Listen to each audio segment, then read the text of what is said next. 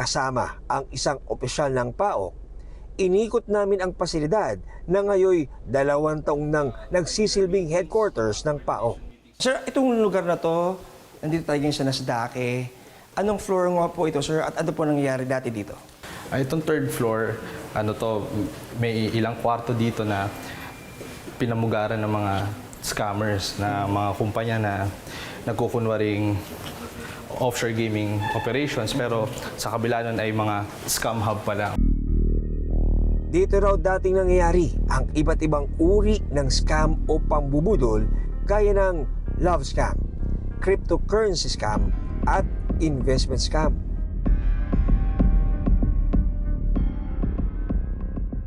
Ngayon, sir, ano na po ito? Ngayon, kung ito dati tinatawag na pugad ng krimen at kriminalidad, ngayon tinatawag na siyang headquarters ng PAOK at headquarters din ng DOJ Yakato, ang Department of Justice Interagency Council Against Trafficking, na lumalaban ngayon sa human trafficking at mga iba't ibang scam na nagaganap dito sa ating bansa. So, ito, Sir Marvin, dito sa 4th floor, gaano naman siya ka-importante sa operations po ng PAOK?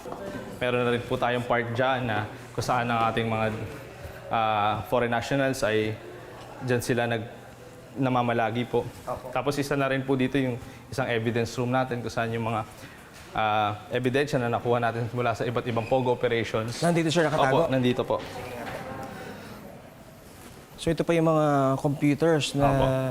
Hindi na to galing dito sa Nasdaq. Sa ibang area na to, sir? Iba't iba po ito. Yung mga nakabox po, may ilan galing dito po. Pero karamihan po halo-halo na to sa iba't iba. Pero nasa isang bawat place po naman at may indicators kung saan sila galing. Okay.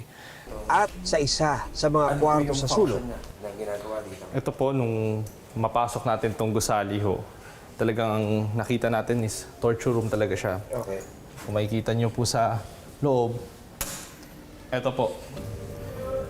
Wala kayong ibang maiisip na kagamitan ng bakal na in-install na yan, kundi iposas ang mga trabahador dito o tao habang sila'y ginugulpi. Dahil nung mapasok natin to, nakakita tayo ng mga torture devices tulad ng baseball bat, mga electric batons, tasers. Kung makikita nyo po yung pader, may iba po, may mga blood marks pa po siya.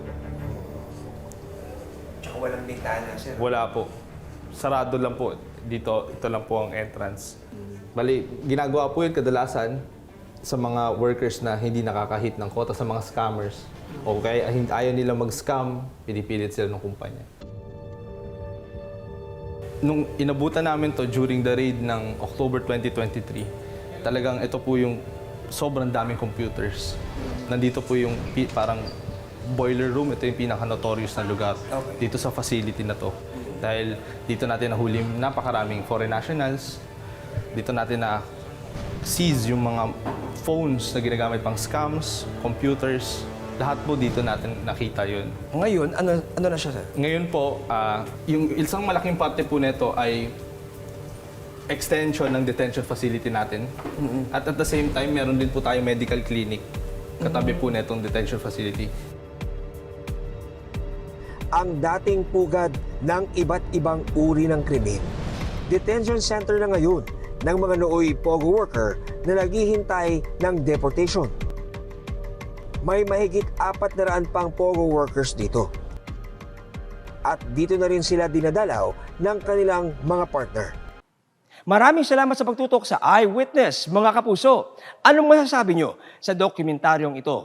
I-comment na yan at mag-subscribe sa GMA Public Affairs YouTube channel.